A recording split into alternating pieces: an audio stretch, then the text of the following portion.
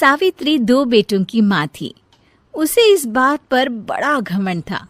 वो मानती थी कि बेटे घर की शान होते हैं। ये ले सावित्री, मिठाई खा, मेरे यहाँ पोती पैदा हुई है। ये सुनते ही सावित्री मुंह बना के कहती है, अरे तू तो लुट गई, बर्बाद हो गई, तेरे यहाँ लड़की पैदा हो गई। अरे तू ऐसा क्यों कह रही है, मैं तो बहुत खुश हूँ। अरे जब तेरी पोती के पीछे तुझे खर्चे पर खर्चे करने पड़ेंगे ना, तब ये तेरी सारी खुशी गम में बदल जाएगी। पहले लड़की की पढ़ाई लिखाई का खर्चा, फिर उसकी शादी का खर्चा।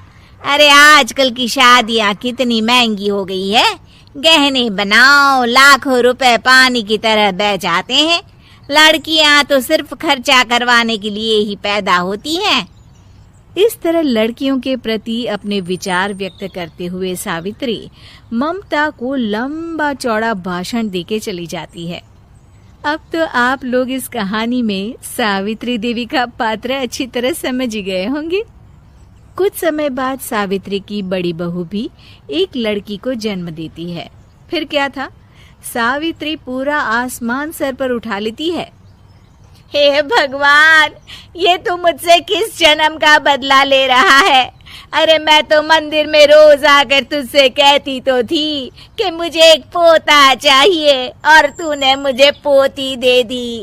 इतनी मिठाइयाँ और प्रसाद चढ़ाने का क्या फायदा हुआ?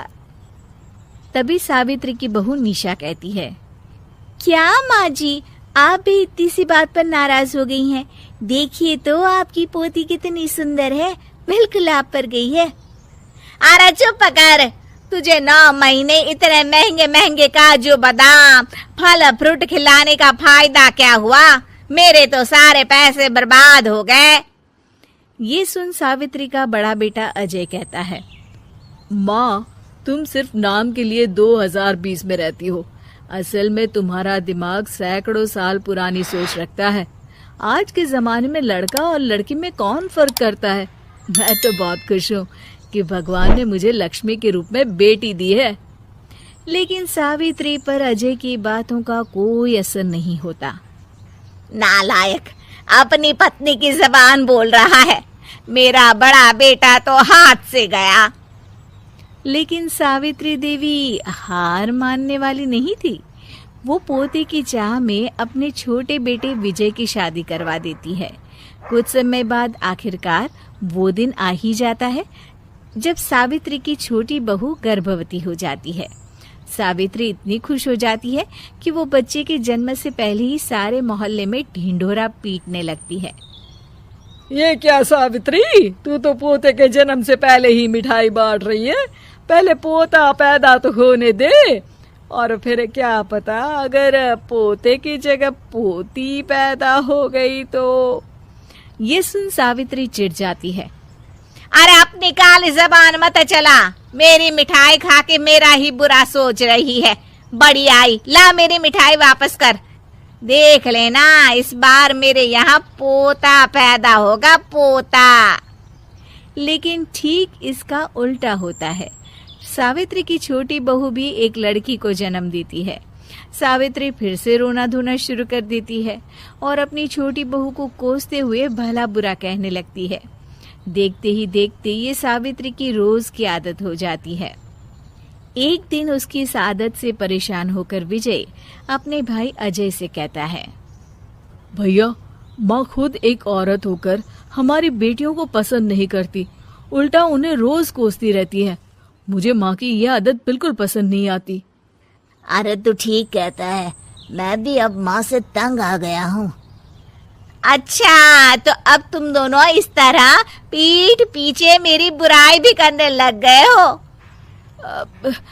नहीं माँ, हम चाहते हैं कि घर में शांति बनी रहे। हमें हमारी बेटियाँ बहुत प्यारी है। मैं नहीं चाहता कि वह तुम्हारे ताने सुन सुन कर बड़ी हो, और इसीलिए हम दोनों ये घर छोड़कर चले जाएंगे। हाँ माँ, मैं भैया की बात से सहमत हूँ। जब तुम इस घर में अकेली रहोगी तब तुम्हें अपनों की कीमत का एहसास होगा। अपने दोनों बेटों के मुंह से अपनी माँ के लिए इतने कठोर शब्द सुन सावित्री भावुक और रुआंसी होकर कहती है, क्या सच में तुम दोनों मुझे इस घर में अकेली छोड़कर चले जाओगे? हाँ माँ। हाँ माँ, अब पानी सर के ऊपर जा चुका है। मैं तुम दोनों के बिना नहीं रह सकती। अपनी सास के आंसू देख अजय और विजय की पत्नी अपने पतियों से लड़ पड़ती है। अरे जिसे जाना है वो जाए, मैं माँ जी को छोड़कर कहीं नहीं जाने वाली। भाभी आप ये क्या कह रही हैं? वही जो तुम सुन रहे हो, दीदी बिल्कुल सही कह रही है। हम बेटियों के संस्कार हमें सिखाते हैं कि सास माँ समान नहीं बल्कि माँ ही होती है और उस माँ की जिंदगी भर सेवा की जाती है। बेटे अपना फर्ज भूल सकते हैं लेकिन बेटियां नहीं। आप दोनों शौक से जा सकते हैं। माँ जी, हम दोनों के रहते आपको किसी बात की फिक्र करने की जरूरत नहीं। फिर क्या था, सावित्री के ऊपर छाए बेटों के घमंड के बादल उसकी बेटी स्वरूप बहुओं के तेज के आगे आंसू के रूप में परिवर्तित होकर सावित्री की आंखों से बहने लगते हैं और वो उन दोनों को गले लगा लेती है। मैं जिंदगी भर बेटियों को कोसती रही, लेकिन आज तुम दोनों को देख मुझे समझ आ गया कि बड़े अभागे होते हैं वो लोग जिनके घर बेटियां नहीं होती।